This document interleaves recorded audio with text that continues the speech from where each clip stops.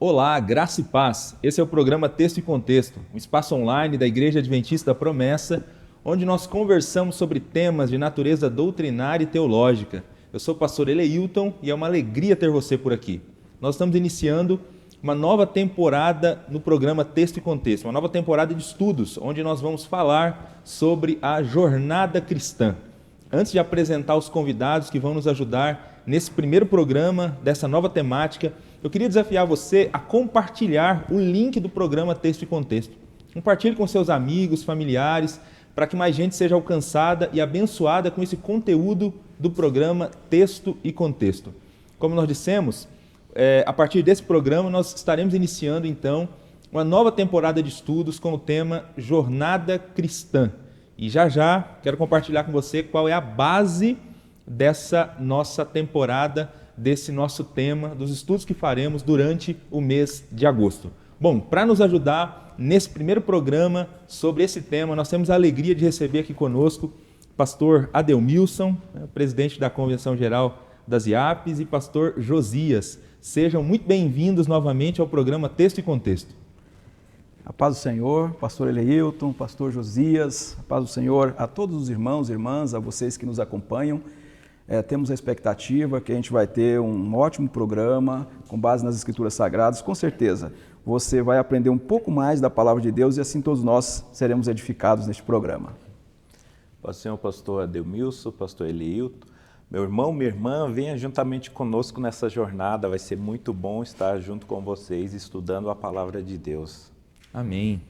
Bom, como eu estava comentando há pouco com aqueles que nos acompanham, nós vamos iniciar uma nova jornada com esse tema, Jornada Cristã, uma nova temática com esse tema. E a base dos estudos será o trilho do discipulado. Sei quantos dos que estão nos assistindo, nos acompanhando, já conferiram esse novo lançamento da editora Promessa, que é o Trilho do Discipulado, um material que foi preparado especialmente para ajudar aquelas pessoas que estão iniciando a sua caminhada como discípulos do Senhor Jesus Cristo. O Trilho do Discipulado possui 4 lições, uma lição com o tema Conhecendo a Salvação em Cristo, uma outra lição com o tema Conhecendo a Igreja de Cristo, uma lição com o tema Conhecendo a Vida em Cristo e a última lição Conhecendo a Doutrina de Cristo. São 4 trilhos para fazer todo o processo do discipulado e caminhar sobre alguns temas importantes da Palavra de Deus. Durante os programas Texto e Contexto desse mês de agosto, nós vamos falar um pouco sobre cada um desses 4 trilhos, para dar uma ideia geral do que esse material traz, do que esse material apresenta. E hoje começaremos então com a primeira etapa, com essa primeira lição, o primeiro trilho, que é o Conhecendo a Salvação em Cristo. A proposta do programa de hoje é nós darmos um voo panorâmico sobre os temas dessa lição e apresentar o conteúdo dessa primeira etapa do trilho do discipulado. Então vamos lá. Queria começar com o pastor Ademilson. Nós acreditamos que a Bíblia Sagrada é a nossa única regra de fé, de conduta. Todos os temas do trilho do discipulado têm como base a Escritura Sagrada. E a Escritura Sagrada não se preocupa em tentar provar a existência de Deus. Ela já parte do pressuposto de que Deus existe. Eu queria que o senhor comentasse um pouco para a gente se é importante os cristãos terem consciência de quem é Deus, deles terem consciência exata de quem é Deus segundo as Escrituras, quem é o Deus que eles adoram. E a pergunta que a gente faz sobre esse tema é porque o trilho do discipulado tem uma lição sobre isso, falando sobre quem é o Deus que nós servimos. Muito bem. É importante que todas as pessoas que professam a fé em Jesus, elas conheçam a pessoa de Deus. Enquanto você estava comentando, pastor Eleilton, eu me lembrei de uma pesquisa no Reino Unido. Essa pesquisa constatou em 2003 que 10% da população do Reino Unido tem vínculos com uma igreja local. 90% não frequentam igrejas. Agora, a mesma pesquisa evidenciou que 66% destas pessoas que não têm vínculos com a igreja local, elas creem em Deus. A grande pergunta é, será que esses 66% creem no Deus da Bíblia? ou não? Porque assim, olha, frequentar uma igreja não é sinal que você tem conhecimento de Deus. Agora, não frequentar a igreja é evidência que você desconhece o Deus da Bíblia.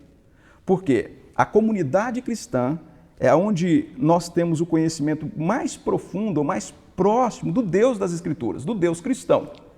Então, a resposta à pergunta que você faz, é importante que os crentes conheçam o Deus da Bíblia, e a Bíblia já parte da ideia que Deus existe, que Ele é mantenedor de todas as coisas? Sim, é importante. Eu gostaria de destacar também alguns textos, tá? De acordo com as Escrituras Sagradas, Deus não é só o Criador e o mantenedor de todas as coisas, mas Ele é um Deus que se relaciona com as pessoas. Eu gostaria de destacar algumas leituras. Se a gente puder, eu gostaria de fazer algumas leituras, pastor Eleio. Sem pode problema, ser? vamos lá. Algumas leituras. João capítulo 4, verso 24, diz assim: Deus é Espírito e é necessário que os seus adoradores o adorem em espírito e em verdade. Então a Bíblia vai partir da ideia que Deus é um ser pessoal e que a adoração deve ser feita a este Deus.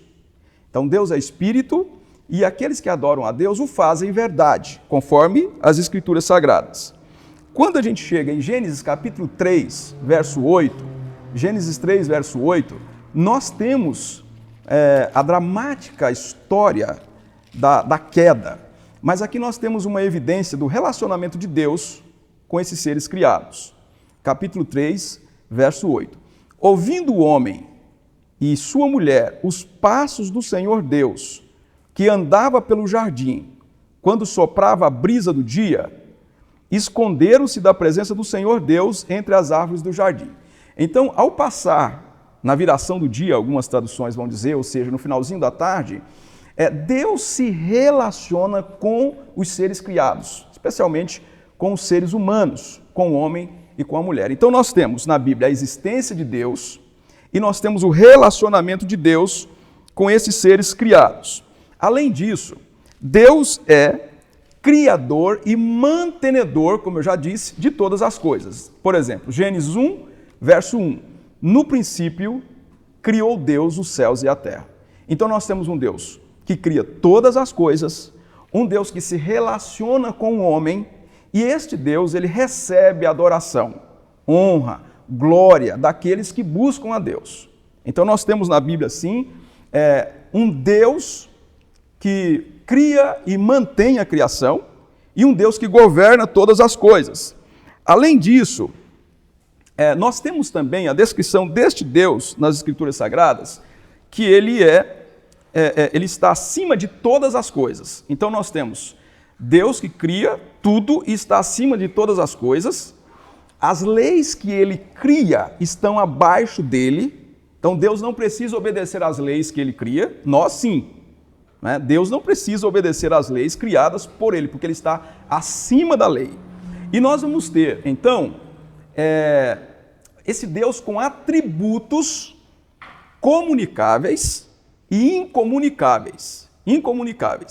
E aqui, pastor Eleilton, irmão, irmã, você que nos acompanha, é importante porque os atributos incomunicáveis de Deus, ou seja, ele não passa essa qualidade do ser divino a ninguém. Só Pai, Filho e Espírito tem, né? Essencialmente. Então, assim, olha, Deus é eterno, Deus é todo-poderoso, onisciente, onipresente. Deus não passa isso, ele não participa com ninguém, esses atributos que são atributos do ser de Deus.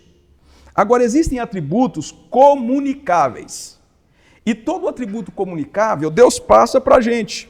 Ou seja, a bondade de Deus, a misericórdia de Deus, o amor de Deus, os atributos comunicáveis saem do caráter de Deus e vêm para o nosso caráter. Por quê? Por exemplo, lá na santificação, pastor Josias, nós teremos então um convite sempre muito, muito forte para que andemos em santidade. Porque todas as vezes que a gente caminha em santidade, a gente está reproduzindo o caráter de Deus. O que Deus é ele comunica para nós esses atributos e a gente vive em semelhança a Jesus. Então, esses atributos são comunicados a nós para que a gente tenha uma vida correta. Então, o mesmo Deus criador, mantenedor, é o Deus que compartilha da sua criação com os seres humanos, e este Deus, ele também comunica alguns atributos com esses seres humanos. A Bíblia vai falar ainda que esse Deus é um Deus triuno. Alguns falam, pastor Eleilton, que essa doutrina é difícil de ser compreendida, não é verdade? Com certeza. Então, alguns vão falar. E de fato, assim, ela é misteriosa. Ela é misteriosa. Eu vou efetuar algumas leituras aqui, rapidamente, pastor Eleilton, pastor Josias. Mateus capítulo 3, versos 16 e 17. Se o pastor Josias puder me ajudar aqui, pastor, são algumas leituras, tá? Sim. Bom? Mateus 28, 19, o pastor Josias vai ler para a gente. Mateus 3, 16 a 17, nós temos aqui uma referência a esse Deus trino, a Trindade. Então, assim, a palavra Trindade não aparece na Bíblia, você já sabe, muitos já sabem que não aparece na Bíblia a palavra Trindade, mas nós temos sempre a evidência de 3 pessoas. Capítulo 3, 16 ao 17. Assim que Jesus foi batizado, sai da água. Nós temos aqui Jesus. Foi batizado, ele sai da água. Naquele momento o céu se abriu e viu o Espírito de Deus descendo. Então nós temos Jesus, temos o Espírito Santo e pousando sobre ele. Então uma voz do céu disse: "Este é meu Filho amado, em quem tenho prazer." Então Deus Pai fala. Então aqui nós não temos a palavra Trindade, mas nós temos 3 pessoas, a evidência de 3 pessoas compondo esse ser divino. Se o pastor Josias puder me ajudar, Mateus 28, 19. Portanto, vão e façam discípulos de todas as nações, batizando-os em nome do Pai, do Filho e do Espírito Santo. Mais uma vez, nós temos a evidência de 3 pessoas. E tem outros textos que vocês poderiam ler, né? Se você tiver um tempinho, por exemplo, 2 Coríntios 13, 14, Efésios 4, 4 a seguir, né? Na bênção apostólica nós temos ali a evidência da Trindade também. Então, este Deus, ele é trino, ou seja, são 3 pessoas distintas, 3 pessoas distintas, tá? Essas pessoas, elas têm funções distintas, separadas, mas as operações, elas são conjuntas. Ou seja, nós temos 3 pessoas e um ser essencial, ou seja, uma essência que nós chamamos de conselho divino, que é a Trindade. Então, o Deus Criador na Bíblia é um Deus trino. E eu gostaria aqui de destacar, tem um autor que ele vai dizer o seguinte: a Trindade é a gramática das Escrituras, pastor Eleilton. Eu gosto dessa expressão dele. A Trindade é a gramática das Escrituras. Aí ele diz assim, olha, para se conhecer uma cultura, você precisa conhecer a língua e o idioma. Para conhecer a Bíblia, você precisa também conhecer a gramática das Escrituras. E a gramática é a Trindade. Por isso que a Trindade é importante no culto, é importante na vida cristã, é importante para todos que professam Jesus. Todos. Então, crer que há um Deus que criou todas as coisas, que mantém todas as coisas, que se relaciona com o ser humano, é importante para todos os cristãos. E que este Deus é um Deus trino, Pai, Filho e Espírito Santo. E no dizer de Santo Agostinho, eles existem eternamente numa perfeição, numa eterna reciprocidade. É por isso que não há divergência na Trindade. Nós, da IAP, né, da Igreja Adventista da Promessa, nós cremos que Deus, ele é trino. E esta doutrina é importante para a fé cristã. E agora a gente vem aqui nessa jornada, né, nessa nova jornada, nessa nova temática, reforçar a nossa crença, a nossa convicção em um Deus criador, mantenedor, mas também um Deus trino, um Deus que convive de eternidade em eternidade em uma triunidade que nós chamamos de triunidade divina. Amém. Isso aí, você que é discípulo do Senhor Jesus, é isso que a Bíblia Sagrada apresenta sobre o nosso Deus, é o Deus da Escritura Sagrada. Né? Todo discípulo precisa conhecer esse Deus, e é muito interessante essa exposição do pastor Adelmilson, né, apresentando esse Deus tão poderoso, que tem atributos que ele não comunica, né, é onipotente, onisciente, onipresente, mas que também se relaciona com o ser humano. É extraordinário saber que o nosso Deus é assim, né? E esse Deus que a Bíblia Sagrada apresenta para a gente, pastor Josias, que é poderoso, ele é o Criador de todas as coisas. Queria que você comentasse um pouco para a gente agora o que a Bíblia Sagrada fala sobre a criação do ser humano, né? Parece que Deus é apresentado como Criador do ser humano na Escritura Sagrada, mas como que a Bíblia faz essa apresentação? E mais, se Deus criou os seres humanos para a sua glória, bons, por que existe tanta disfuncionalidade no universo? Por que nós podemos enxergar por todos os lados injustiças, podemos enxergar por todos os lados a violência, a maldade? Comenta um pouco sobre essas questões para a gente, que também é um tema da nossa jornada de estudos, do nosso trilho do discipulado. Ok, pastor Elito. De fato, Deus é criador, como o pastor falou, e ele cria esse homem, né? Ele cria o ser humano. Lá em Gênesis capítulo 1 diz: Deus criou o homem à sua imagem e semelhança. Homem e mulher os criou. Então, de fato, a Bíblia vai fechar que nós somos criação divina, né? Então, Deus criou o ser humano, criou ele perfeito para o propósito da sua glória. Foi uma criação voluntária, não foi um acidente da natureza, foi criado pela vontade, a bondade amorosa de Deus. Ele quis assim, criou o ser humano dessa forma e criou o ser humano de uma maneira integral. Nós vamos ver no capítulo 2, o versículo 7, que nos diz: Então o Senhor Deus formou o homem do pó da terra e soprou em suas narinas o fôlego de vida, e o homem se tornou um ser vivente, um ser completo, holístico, né? Então, as Escrituras vai testemunhar dessa completude do ser humano. Ele criou ele completo, né? Um ser integral, não divididos em partes, como alguns acreditam, mas integral, um ser de fato vivente. Criou esse ser para ser o representante dele, por isso que o pastor Adailson falou que ele transmitiu seus atributos para nós, né? No façamos o homem nossa imagem e semelhança. Ele tira do caráter dele, coloca no ser humano, coisa que ele não fez com os animais, mas ele faz com o ser humano, porque ele tem a ideia desse ser humano ser o representante dele aqui na terra e vivesse para a glória dele. Então, é uma alegria do Criador, né? Assim como um artista, quando cria uma obra, se alegra, né, com a criação. Deus, ele criou o ser humano, ele se alegrou com essa criação.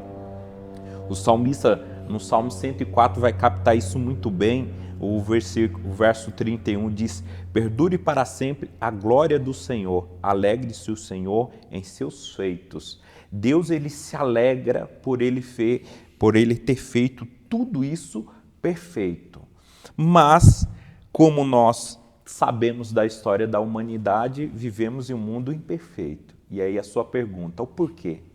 Por que dessas disfuncionalidades no mundo de hoje, no ser humano? Quando Deus ele criou o homem, ele criou ele sem pecado, mas o homem quis dar um grito de liberdade, né, disso, se libertar, curiosamente, da bondade de Deus, queria fazer do seu jeito, e aí é onde entra o pecado no mundo e muda drasticamente aquela perfeição que Deus criou. Aquilo que de perfeito Deus fez foi a criação do ser humano, como todo o nosso planeta, agora passa a ter disfunções porque eles se desviam do propósito original de Deus.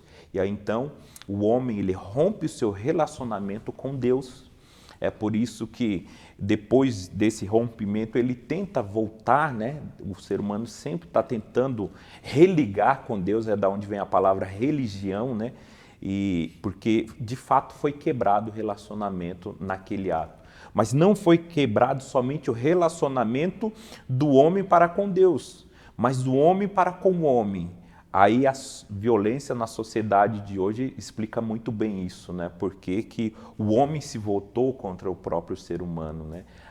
O seu irmão, o seu parceiro agora ele é hostil, ele é inimigo. Então as amizades, né, foram quebradas, a hostilidade entre os seres humanos, mas também não só foi quebrado o relacionamento com Deus, mas como os seres humanos, também como a natureza. E aí o homem destrói esse paraíso de Deus, criado, perfeito e bom. O planeta sofre, né? Paulo vai dizer lá no Novo Testamento que a natureza geme, né? Ela sofre de todos os sentidos, porque foi quebrado também esse relacionamento. Então, o ser humano, ele, após o pecado, né, ele se afasta de Deus e agora eles vão, por natureza, se tornar filhos da ira, né? Efésios 2:3 vai deixar bem claro isso, que agora os filhos de Deus, né, o homem, ele se tornou agora filho da ira por causa do pecado. Então o pecado altera o status drasticamente do ser humano. Ele vai da glória, ele passa para a tragédia por causa do pecado. Então todas as disfunções que nós encontramos no ser humano e na natureza é por causa do pecado. Amém. Então, o Deus da Escritura Sagrada, esse Deus que foi apresentado para a gente, ele cria um ser humano perfeito. Perfeito. Um ser humano para a justiça, para a bondade. Mas esse ser humano também, como é criado à imagem e semelhança dele, é livre, ele grita independência e a gente enfrenta todos esses dilemas, então, do universo, né? Bom, a Bíblia Sagrada conta para a gente também o que esse Deus que criou todas as coisas perfeitas, né? Essas coisas que foram, que sofreram consequências por causa do pecado, a Bíblia conta também o que Deus fez para colocar as coisas nos seus devidos lugares, né? Para trazer o encaixe no universo novamente. Eu queria que o pastor Adelmilson comentasse um pouco para a gente isso. O que a Bíblia fala sobre essas ações de Deus para resolver esse problema do ser humano. E aí nós estamos falando então diretamente aqui da obra de Cristo mesmo, né? Da obra de Jesus, da obra da cruz. Comenta um pouco para a gente sobre esse tema também. Como o pastor Josias nos falou, o pecado, ele fragmenta todas as coisas e ele tira do ser humano essa comunicação que Deus tinha com o ser humano, ela é interrompida, ela é quebrada por conta do pecado. E em Gênesis, no capítulo 2, verso 15, 16 a 17, Deus tem ali uma palavra para o ser humano, que se comesse da árvore, não é? Da ciência do bem e do mal, o homem pecaria contra Deus. E o pecado, ele seria essa rebelião constante. Enquanto nós estivermos nessa existência, essa rebelião perdura no coração do ser humano. Gênesis capítulo 3 vai dizer como o pecado aconteceu. Como o pastor Eleilton coloca para a gente, bom, então, o que estava em ordem, Gênesis 1 e 2, Gênesis 3 entra numa desordem, numa confusão, num caos. Só que Deus não abandona a criação. Gênesis 3,15 é um verso conhecido, né? É o primeiro evangelho que nós temos nas Escrituras. Porém, inimizade entre você e a mulher, entre a sua descendência e o seu descendente. Este lhe ferirá a cabeça e você lhe ferirá o calcanhar. Nós temos a promessa de um redentor.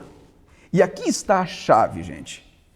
Toda a história, todo o caos que o mundo vive, que os seres humanos vivem, que as nações vivem, tudo que nós construímos debaixo dessa imagem distorcida, fragmentada, do que Deus um dia fez. Paulo vai dizer, em Romanos 8, pastor Eleilton, que a natureza ficou entregue à inutilidade, porque ela não é o que ela deveria ser. Então, quando a gente olha aí para os mares, para as florestas, para tudo que a natureza pode oferecer de belo, né? De esplêndido, Paulo vai dizer assim, ó, isso aqui é uma fichinha perto daquilo que ela seria, porque ela foi entregue à inutilidade. Se ela foi alcançada pelo pecado, imagina o ser humano. Nós fomos entregues ao pecado.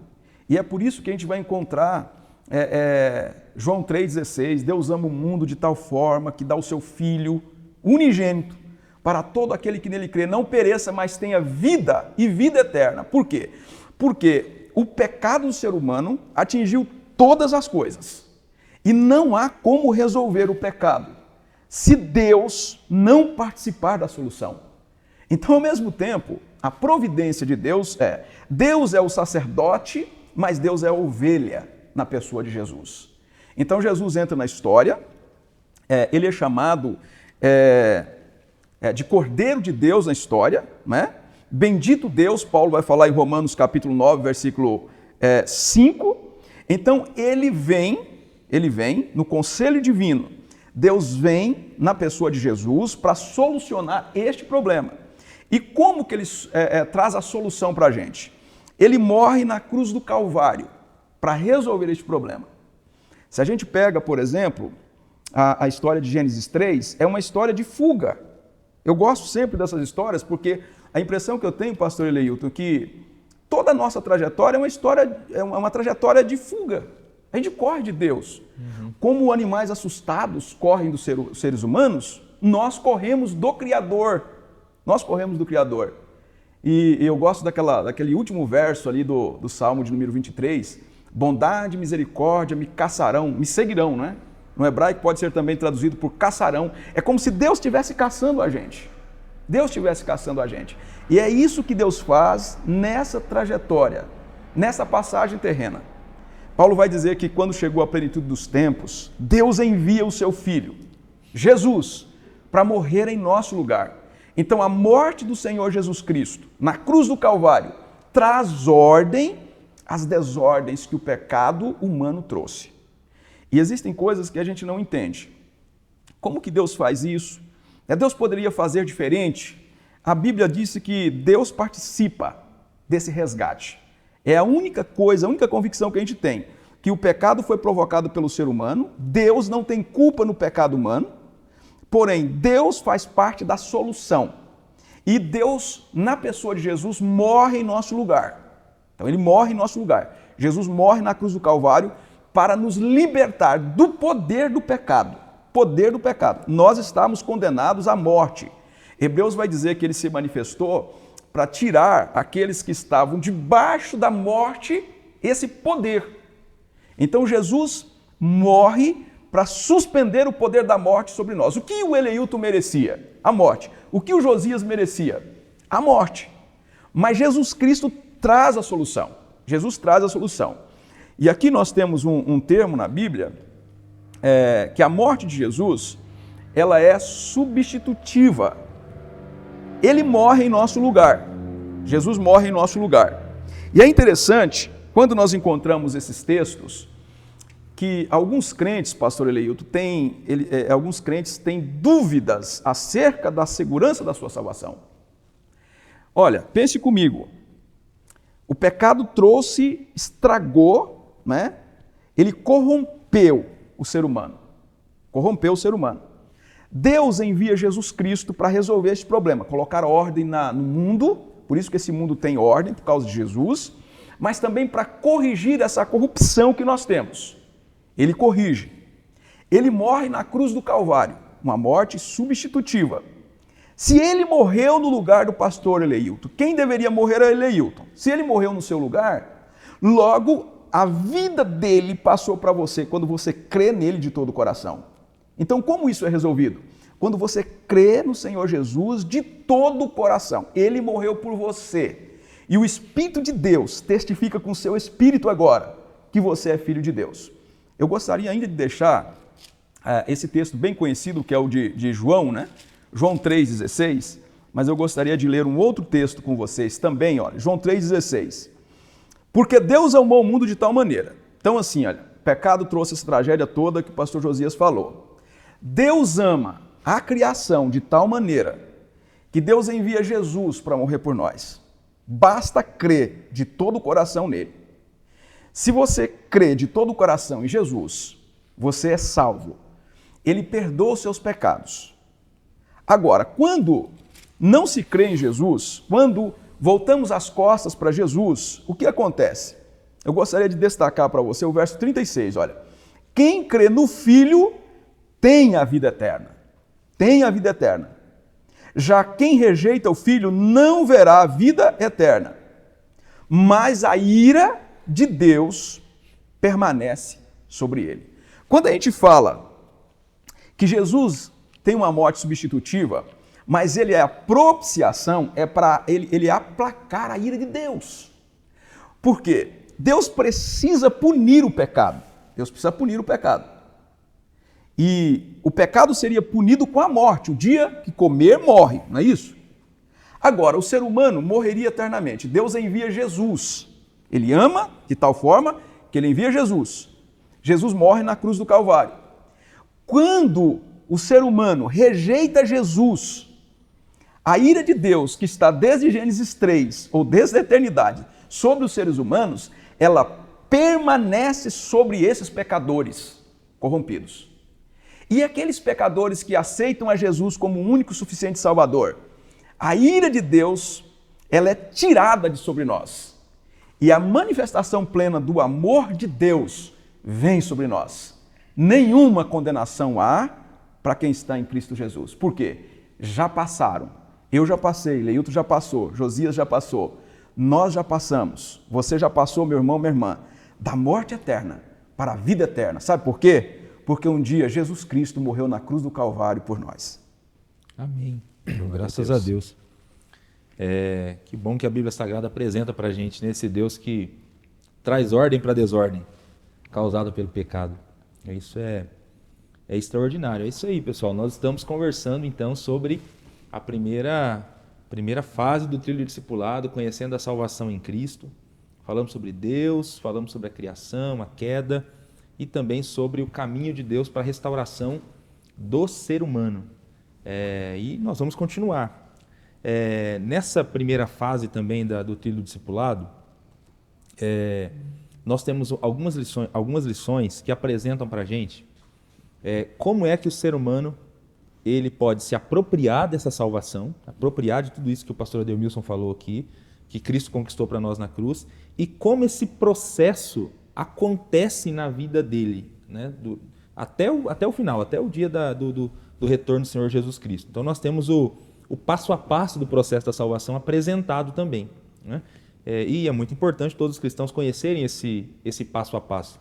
É óbvio que não dá para a gente aprofundar nesses itens aqui agora no nosso programa, mas pelo menos de maneira panorâmica nós vamos mencionar cada um desses itens. Eu queria que o pastor Josias, então, falasse um pouco para a gente sobre os primeiros passos. Falasse sobre eleição, chamado e conversão, que são itens, temas de um dos estudos também dessa primeira fase do trilho. Pois bem, o que é a eleição, né?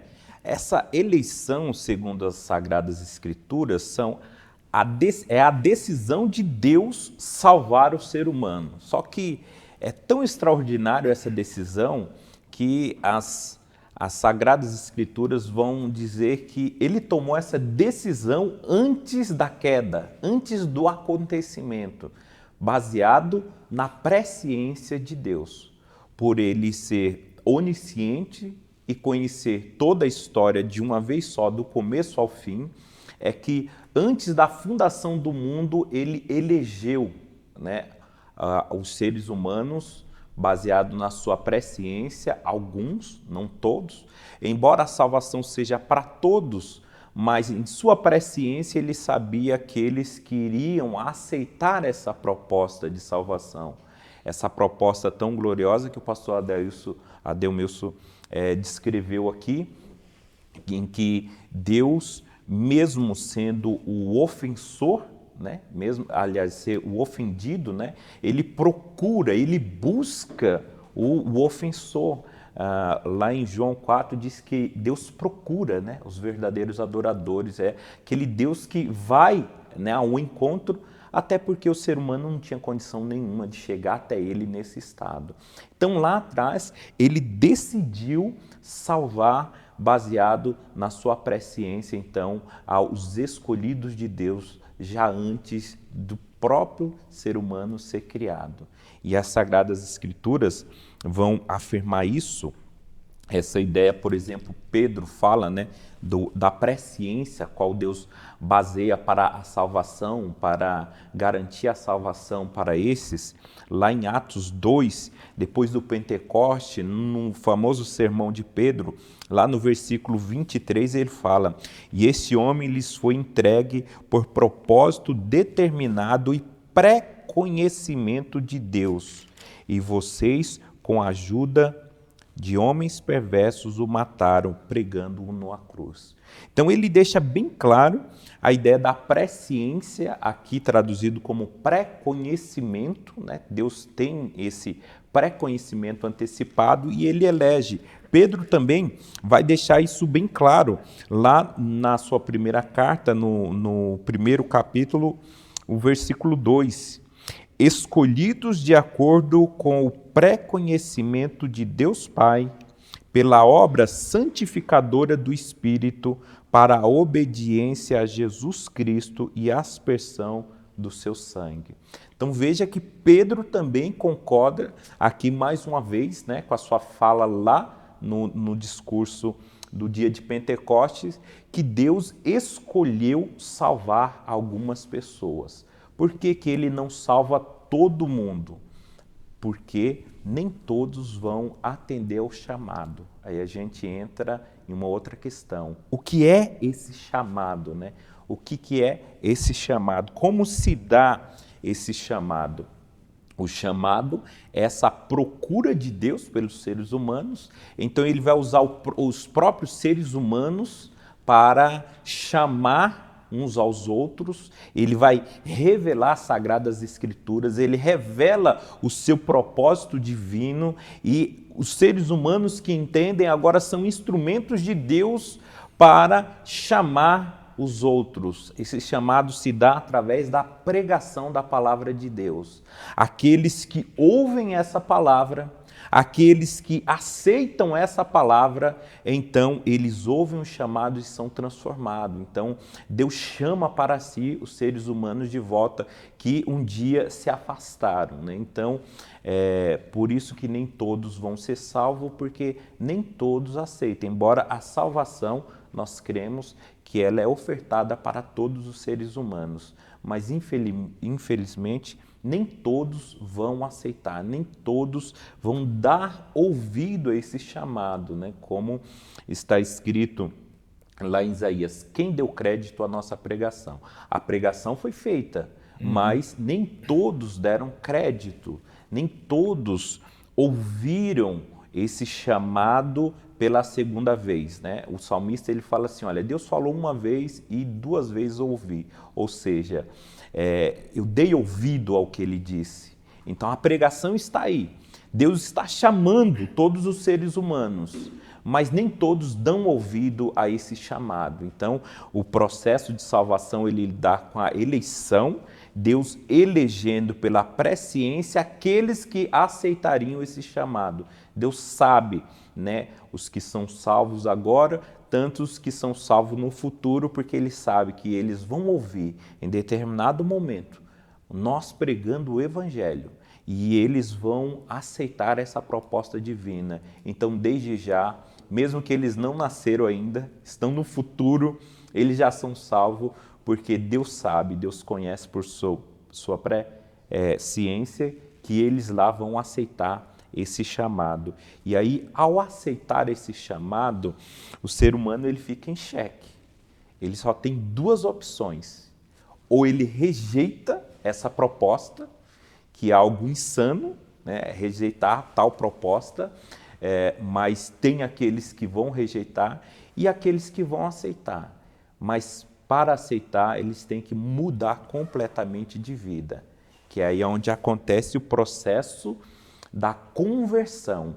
Aqueles que ouviram o chamado, eles passam por uma regeneração, eles vão entender essa proposta de Deus e vão dar as costas para o pecado, né? A ideia de virar-se, né? De converter, é mudar de direção. Eles estavam em direção ao pecado, em direção à ira, à desobediência e à morte eterna. Agora que entende isso, ouve o chamado, a vida nessa pessoa, ele deseja Deus novamente, então ele volta-se para Deus. Ao momento que ele volta-se para Deus, ele dá as costas para o pecado, para a desobediência, para o grito de independência e agora passa a viver em novidade de vida. Legal. Ouvindo o pastor Josias nessa fala, a gente tem a noção clara, então, de que a salvação não é um plano B. Quando a gente entende essa ideia da eleição, Deus decidindo salvar antes mesmo de criar, antes mesmo de ter pecado, então a salvação não é um plano B para um plano A que não deu certo. Então Deus já, desde o início, decidiu também salvar os seres humanos. Né? Isso é extraordinário. Muito Por isso que o Cordeiro já está preparado antes da fundação do mundo. Foi morto, né? Foi morto, preparado. Desde a fundação do mundo, é isso aí. Então lá ele elege, segundo a sua presciência, aí chama, e aí chamando o Espírito ilumina a mente dessa pessoa, e aí starta então a conversão, né, que é o processo aí que envolve arrependimento e fé. E aí uma vez que acontece de fato então a conversão, tem outras obras aí que estão todas meio interligadas, juntas, simultâneas, estão juntas, que vão né? acontecendo aqui na mesma hora. E eu queria que o pastor Adelmilson então falasse um pouco sobre essas outras obras aqui que estão meio que misturadas nesse início aqui, que é regeneração, justificação, adoção, né, que de fato vai concretizar a salvação na vida do indivíduo, né, quando todas essas obras aqui elas se concretizam na vida da pessoa. É isso aí. Como o pastor Josias estava comentando ali no final, o chamado do Evangelho é uma etapa. Essa etapa é denominada de chamado. E alguns vão falar de chamado eficaz, né, quando o pecador se rende a Jesus. Né? Então nós temos a eleição, nós temos o chamado. E aí no chamado, pastor Eleilton, a gente até conversava um pouco aqui antes de entrarmos aqui para o nosso bate-papo, né, sobre a exposição da Bíblia. Aqui no chamado, gente, é necessário uma exposição sincera e honesta da Bíblia. Sim. Isso me incomoda, pastor Eleilton. Eu sei que você gosta da exposição, né, das Escrituras. Aquele famoso pastor inglês, o Leonard Ravenhill, ele dizia assim para a sua congregação, né, já falecido, hoje, né, ele já é falecido, mas ele dizia na Inglaterra: se eu pudesse rasgar os céus por 5 minutos e colocar o seu rosto nos céus, você mudaria de atitude aqui embaixo. Porque ele reclamava do entretenimento nas igrejas, isso lá na década de 60. Né? Ele dizia que a igreja dele não podia ser eletrônica, tinha que ser elétrica, porque o Espírito trazia energia poderosa sobre a igreja. O que a gente observa hoje em muitas igrejas, gente, é um entretenimento. E a Bíblia precisa ser exposta, não é, pastor Lito? Porque a fé vem pelo ouvir. Vem pelo ouvir. É isso aí. E se a gente usa a Bíblia como um ponto de apoio, não é? Como uma escora, ela tem que ser a luz. Então, essa etapa é importante, o chamado. Esse chamado acontece por conta da pregação do Evangelho. Pregou o Evangelho, as pessoas acordam deste sono profundo que o pecado causou em Gênesis capítulo 3. Na sequência, nós temos outras etapas. Né? Dependendo do livro de teologia que você esteja pesquisando, uns colocam um pouquinho antes, um pouquinho depois, mas na sequência nós temos a conversão. A salvação, ela começa em Deus e termina em Deus. Ela é obra do Espírito, não é obra humana. E alguns vão dizer: como que esse ser humano morto em pecado, de Efésios capítulo 2, como que esse morto pode ouvir? Pode um morto ouvir? Pode um morto falar? E aqui eu quero usar uma analogia de um outro pastor, que ele vai dizer o seguinte: como que essa obra na conversão acontece? Porque eu preciso ter uma participação, porque se eu sou acordado por meio da pregação, o que eu faço agora?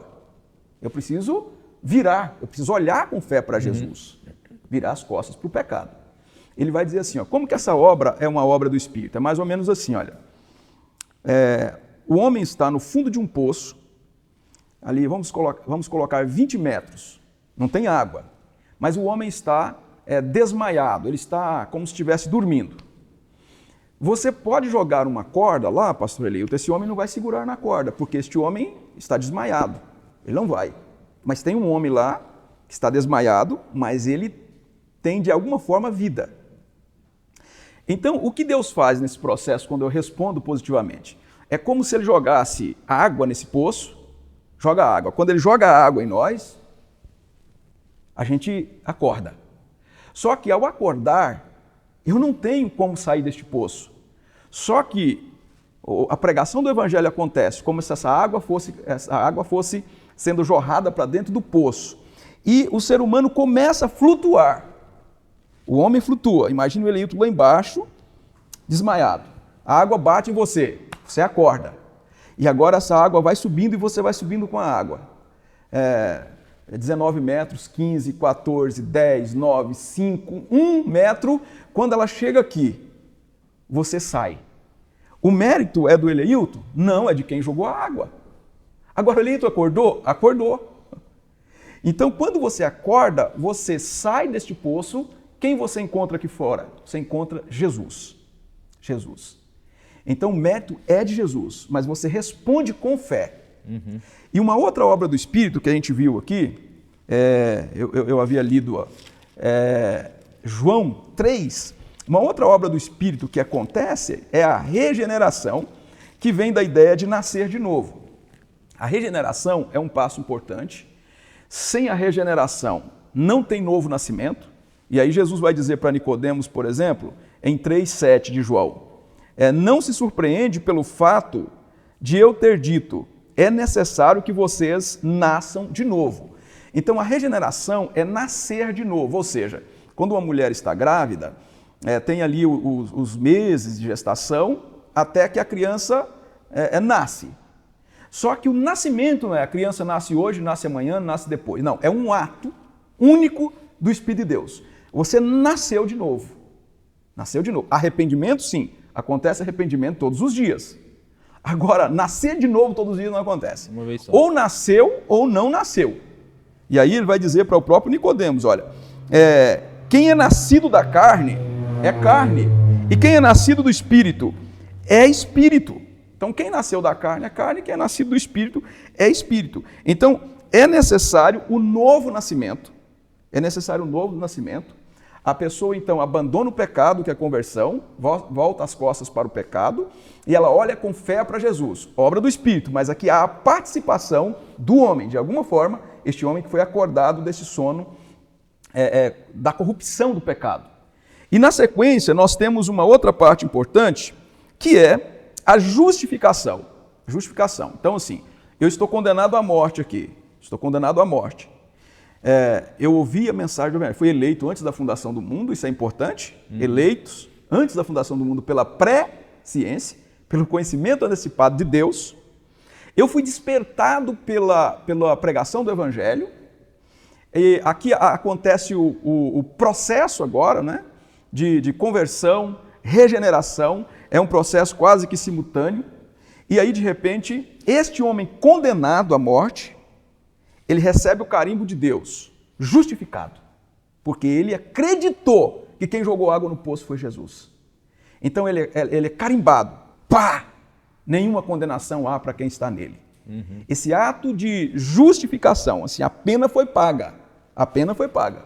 Quem pagou a pena? Jesus. E ele nos declara justo nos tribunais dos céus e da terra.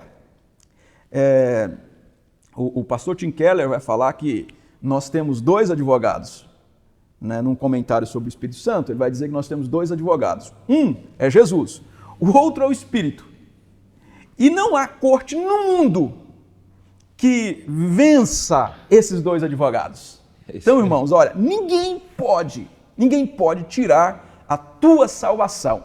João 10, Jesus vai dizer que aqueles que o Pai entrega para ele, lá diz ninguém, né, pastor Leilton? Ninguém os arrebata da minha mão. Você já foi justificado. Agora, nós que passamos pelas etapas da salvação, do processo de salvação, nós agora fomos justificados por Jesus. O que acontece na sequência? Na sequência, nós somos adotados na família de Deus, porque Deus poderia ter tomado a providência de salvar o ser humano, mas não adotar o ser humano. Mas ele nos adota. Você ajuda pessoas, mas elas não se tornam seus filhos e suas filhas. Você pode ajudar. Tem pessoas que ajudam muitíssimo, mas elas não se tornam filhos e filhas. Mas Deus, que é grande misericórdia, não só nos elegeu, nos chamou, nos regenerou, nos justificou, mas Ele nos adota na família dEle, na família de Deus, onde Jesus é o nosso irmão maior. Nós somos adotados. E eu gostaria agora de ler um texto, 1 de João, capítulo 3, 1 de João, capítulo 3, verso 10. 1 de João, capítulo 3, verso 10. Aqui nós temos uma evidência clara que nós só temos duas escolhas. Ou você é filho de Deus, não tem meio termo, pastor Eleito, ou é filho de Deus, ou é filho da perdição, ou é filho do diabo, ou é filho de Belial. Você não tem uma terceira via. Diz assim, olha, desta forma sabemos quem são os filhos de Deus e quem são os filhos do diabo. Quem não pratica a justiça não procede de Deus, tampouco quem não ama o seu irmão. Ele está dizendo que quem não tem fruto, gente, quem não tem fruto, olha, você é adotado na família. Família tem regra. Hora de chegar, hora de sair, hora de comer, tem regra. Você diz que é salvo. Você diz que foi alcançado pelo Evangelho da Graça. Agora você anda em pecado de maneira quanto mais. Você peca e o pecado para você é um prazer. Um prazer, não é uma ofensa contra Deus. Você não foi salvo. Você não foi salvo. De repente já batizaram você nas águas, mas você não foi salvo. Foi salvo. Jeremias vai dizer que passou o verão e a colheita, e nós estamos perdidos. Às vezes eu olho para essa geração que despreza o conhecimento de Deus, a santificação, os frutos da cruz, né? Que é a obediência a Deus, que vai nos identificar como filhos dele, porque nós seguimos a lei dele. As pessoas voltam as costas, pisam a graça, pisam a lei de Deus, e elas se dizem cristãs. Não são crentes, porque os filhos de Deus têm obras de justiça, têm obras da cruz, elas guardam os mandamentos de Deus, elas obedecem a Jesus por conta das obras da cruz. Eu fui alcançado, por isso agora eu faço a vontade de Deus. Então eu sou filho quando eu obedeço a Deus. Amém. Graças a Deus por essas imagens. Eu gosto muito dessa imagem final, pastor Adelmiro, da adoção. Porque quando a gente fala da justificação, nós estamos no tribunal, né? A justificação, a imagem é do tribunal, a imagem é do juiz que inocenta, mas a adoção é a imagem da casa, né? Então eu acho isso fantástico, Deus trazendo a gente para casa e nos adotando como filhos. Pois bem, mais uma vez regenerado, justificado, adotado, o cristão começa então uma caminhada ao lado desse Deus que o salvou, que o resgatou. Queria que o pastor Josias comentasse para a gente então agora, a gente caminhando já para o final do nosso programa. Fala um pouco para a gente sobre essa caminhada, pastor Josias, a caminhada do cristão ao lado do seu Senhor, uma vez que ele experimentou todas essas obras extraordinárias do início da salvação.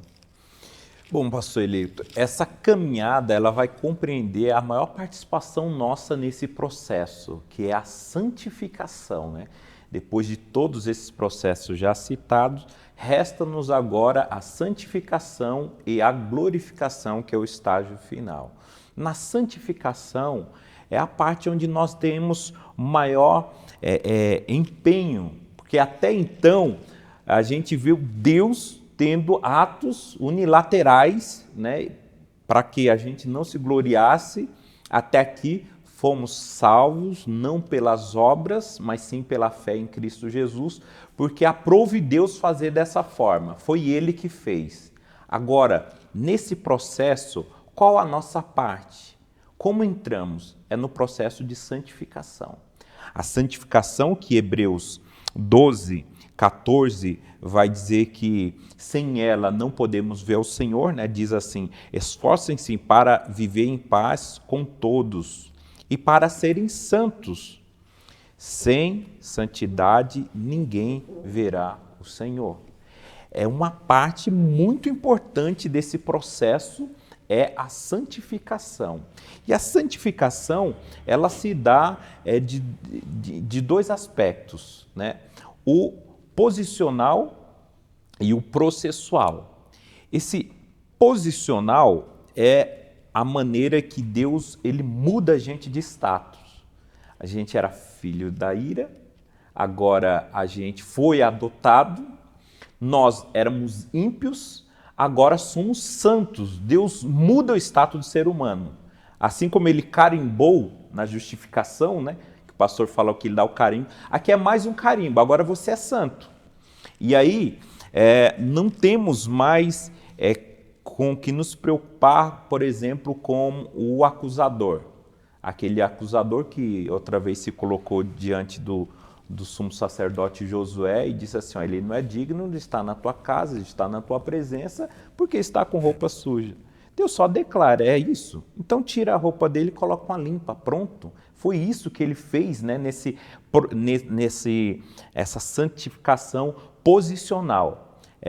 O salmista vai ver de uma outra forma, ele diz que Deus tirou ele de um charco de lodo e colocou em um alto retiro, uma posição nova. Deus tira dessa posição e coloca nessa posição. Então, posicionalmente, todos os crentes podem bater no peito e dizer, eu sou santo. A despeito de nossas falhas, podemos dizer que somos santos.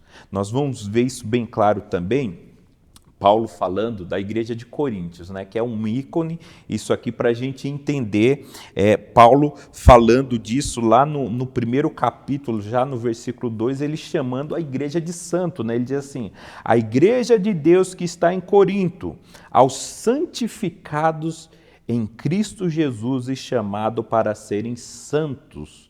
Veja que ele começa falando para aquela igreja que todo mundo é santo. Aos santificados, estou escrevendo a vocês, santificados.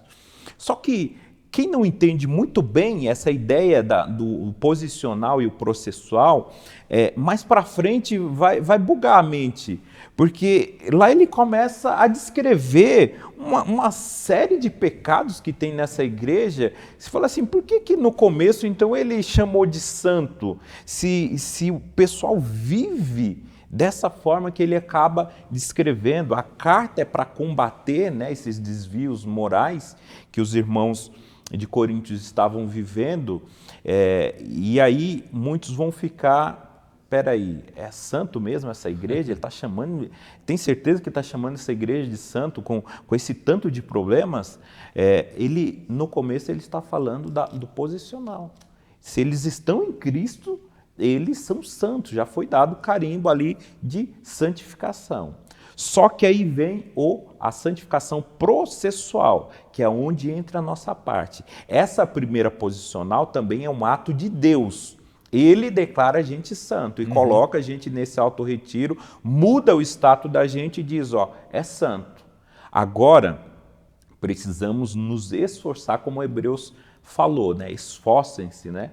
Então, a gente precisa desse esforço para abandonar o pecado, para vencer a corrupção, para deixar todas as falhas morais de lado. É um processo agora que vai se estender até o estágio da glorificação, ou até o final da vida da pessoa. Enquanto vida, ela vai lutar contra o pecado. E isso é um processo agora diário na vida do crente, que ele vai vencendo a cada dia mais o pecado. Ele, com a graça de Deus, com a ajuda de Deus, vai vencendo esse pecado.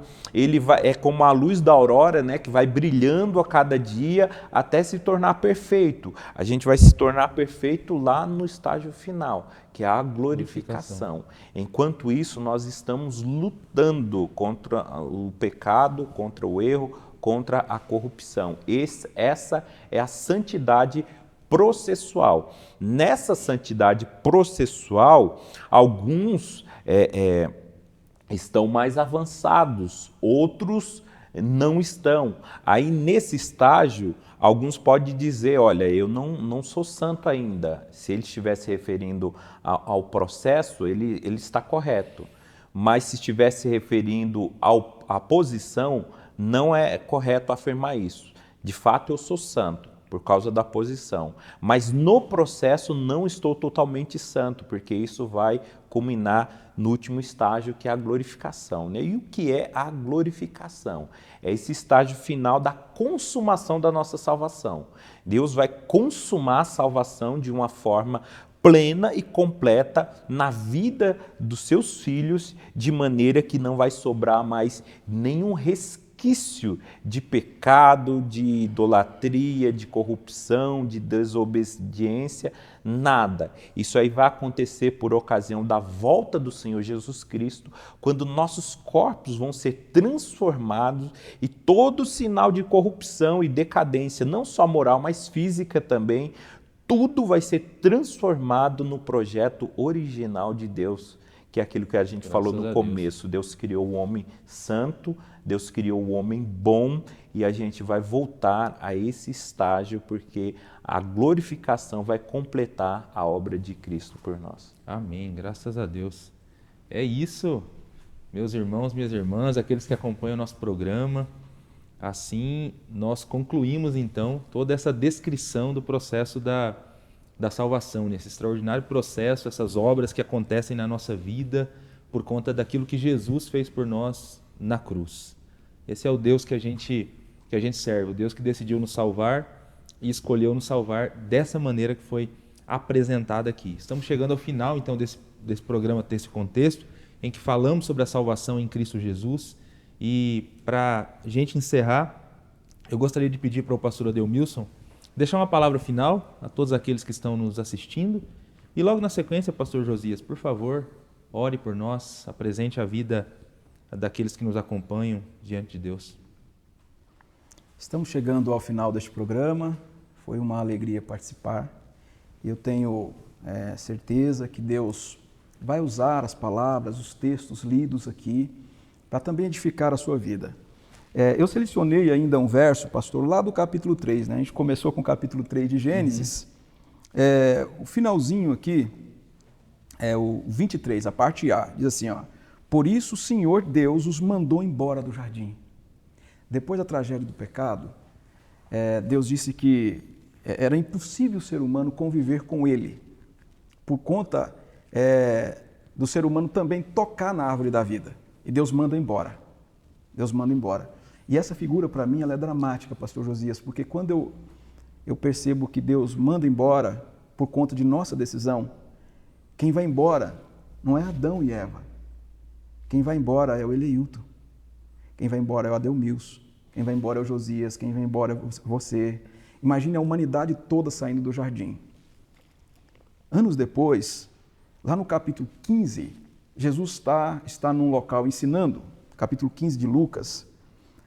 Todos os publicanos e pecadores estavam se reunindo para ouvi-lo, mas os fariseus e os mestres da lei o criticavam. Este homem recebe pecadores e come com eles. Eles estavam dizendo assim, olha, toda aquela humanidade, eles não sabiam, não é? Mas, por parábola, nós podemos dizer assim, ó, todos aqueles pecadores, toda a humanidade que sai em Gênesis 3, 23, estão comendo com Jesus. E Jesus então conta 3 parábolas aqui. Ovelha perdida, moedinha perdida e um menino perdido. E essas parábolas mexem muito comigo também, porque um dia nós estivemos perdidos, um dia nós fomos inimigos de Deus, um dia nós estivemos distantes de Deus. O pastor Charles Swindoll, ele conta uma história de um menino de 12 anos que um criminoso matou um menino de 12 anos. Matou o menino. Foi uma tragédia. Descobriram o criminoso, prenderam o criminoso e, como numa parábola, Charles Swindoll diz assim, olha, esse pai tem 3 alternativas. O pai desse menino pode chegar na cela, naquela prisão sombria e dizer assim, olha, você matou meu filho, era o único filho, nós cuidamos dele por 12 anos, agora eu quero que você morra nessa cadeia. O pai estava certo, porque este criminoso merecia a morte. Mas o pai poderia dizer assim, olha, eu não vou usar de justiça com você. A justiça é matar você. Eu não vou usar o princípio da justiça. Eu vou usar o princípio, talvez, do amor, da misericórdia. Eu vou permitir que você viva, mas você continuará vivendo com o peso de ter matado um filho. Você não se livra desta culpa. Você vai continuar preso por um tempo e depois sai. Ou o pai poderia ter uma terceira alternativa. Quero olhar para aquele criminoso de forma graciosa e dizer assim, olha, eu criei um filho, um único filho, um dia veio um criminoso, matou meu filho, ele está preso, ele merece a morte, mas eu não quero a morte dele. Ele merece viver com essa culpa, mas eu não quero deixá-lo viver com essa culpa. Pelo contrário, eu quero que você saia da prisão. Você sai da prisão, você está livre, mas não é só isso. Eu quero que você vá para a minha casa a partir de hoje. Sabe qual vai ser a sua condenação a partir de hoje? Morar comigo. A sua condenação é morar na minha casa. Sabe por quê? Porque lá tem um quarto do menino que não tem dono. Tem brinquedos que não tem dono. Tem objetos que não tem dono. Você vai morar no quarto do meu filho, os objetos dele serão objetos teus. Eu nunca mais vou te chamar pelo nome. Todas as vezes que nós sentarmos à mesa, eu e minha esposa, para o café, para o almoço, para o jantar, eu vou bater na sua porta e eu vou chamar você de meu filho. Meu filho, senta à mesa com a gente, porque a refeição está posta. Aí Charles Swindoll pergunta, quem consegue fazer isso, essa terceira opção? Ele diz, Deus consegue. A gente era assim, pastor Eleilton.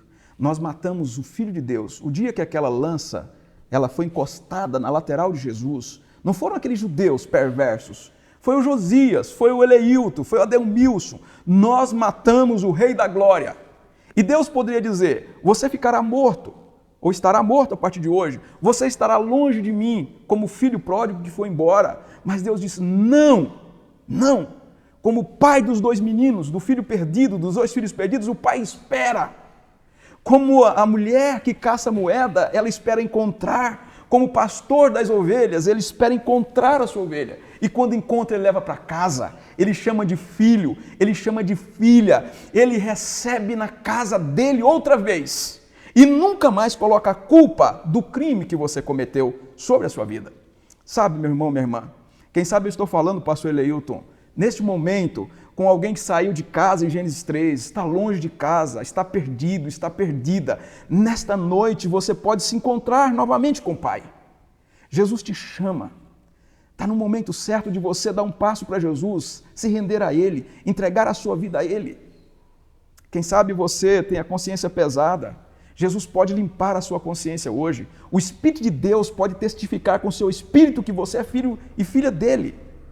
Quem sabe a gente está falando hoje com gente que está na igreja há anos, nunca se batizou, mas o seu desafio hoje é pensar assim, olha, se o Senhor me alcançou antes da fundação do mundo com a eleição, eu fui chamado, eu me converti por graça misericordiosa dele, fui regenerado, justificado, adotado na família dele, vivo em santidade, aguardo a glorificação, eu preciso me batizar. Procure o seu pastor, diga, pastor, eu entendi pelo programa lá, texto e contexto, que eu preciso tomar a decisão de me batizar. E marca com o pastor, ele vai passar aqui o trilho do discipulado com você, você vai se batizar. É hora de você tomar uma decisão séria. O Pai te espera na varanda da casa. E o dia que você caminhar para Ele, de longe Ele vai te enxergar. E Ele não vai dizer, tu és um criminoso ou uma criminosa, não. Ele vai colocar o anel no dedo, uma roupa nova, uma sandália no pé, o cachecol nesse frio aqui de São Paulo, ele vai colocar a melhor blusa de lã e vai dizer, me dê um abraço, meu filho. Você esteve perdido por tantos anos, mas você foi encontrado. Você esteve morto, mas você reviveu. Entre para a alegria do seu Senhor e você vai caminhar com a gente, na expectativa que um dia ele vai voltar, ele vai retornar. E quando ele retornar, a gente vai olhar para ele, pastor Eleilton, e vai dizer, tu és o Senhor que nós aguardávamos. Amém. Aleluia. Tu és o Cristo que nós aguardávamos. E nós vamos morar com Jesus para sempre. Esse é o meu desejo, é a minha oração para você, meu irmão, minha irmã. Bom, e nessa caminhada nós precisamos de perseverança e eu gostaria de orar a Deus pedindo perseverança para todos nós. Eu preciso perseverar, pastor Eleilton, Adelmilson, todos nós precisamos perseverar nesse caminho. E nós vamos orar juntos nesse momento, pedindo que Deus nos dê a perseverança para completar todo esse processo e, enfim, nos encontrarmos todos juntos no paraíso de Deus. Oremos. Ó Deus Todo-Poderoso, eu me coloco diante de Ti. Em primeiro lugar, agradecido pela obra, por tudo aquilo que o Teu Filho Jesus Cristo fez por nós, por Teu grande amor, Senhor, derramado diretamente em nossos corações. Fomos alvos de Tua graça e misericórdia, por isso estamos na posição de santos hoje, e por isso eu Te agradeço imensamente, Senhor. Mas o Senhor sabe e conhece das nossas fraquezas e que precisamos perseverar nesse caminho, prosseguir no processo de santificação. Por isso, Pai, em nome de Jesus e pelos méritos do Senhor Jesus Cristo, eu te peço, continue nos auxiliando. Dê perseverança a todos nós, para continuarmos essa jornada até chegarmos no estágio final da glorificação. E que nesse estágio, Senhor, da santificação, a qual estamos vivendo agora, nós, além da perseverança, busquemos salvar outras pessoas, pregando o Teu Evangelho, anunciando, fazendo o chamado para outras pessoas, pois não desejamos entrar sozinho no Teu céu, não desejamos entrar sozinho no paraíso, mas desejamos que entes queridos entrem conosco, amigos, familiares. Por isso te peço, Pai, em nome do Senhor Jesus, dá-nos ousadia para falar do Teu nome e ensinar esse processo e esse caminho para outras pessoas. É o que eu te peço em nome do Senhor Jesus. Amém. Amém. Amém. Graças a Deus. Amém. Obrigado, pastor Josias. Obrigado, pastor Adelmilson. Amém. Foi muito bom o papo de hoje, muito bom o programa. Bom, é isso. Estamos chegando ao final do programa Texto e Contexto. Obrigado por ter nos acompanhado até aqui. Hoje nós iniciamos uma nova temática no programa Texto e Contexto, estudando os trilhos do discipulado. Hoje estudamos essa lição, conhecendo a salvação em Cristo. E eu já queria desafiar você, se você ainda não conhece esse material, a acessar o site da Editora Promessa, que é editorapromessa.com.br, e adquirir o trilho do discipulado para estudar e conhecer esse material. Deus abençoe a sua vida. Na próxima semana estaremos juntos aqui novamente, se Deus permitir, para continuar essa jornada de estudos, falando no próximo programa sobre a Igreja de Cristo, conhecendo a Igreja de Cristo. Que Deus nos abençoe e até lá.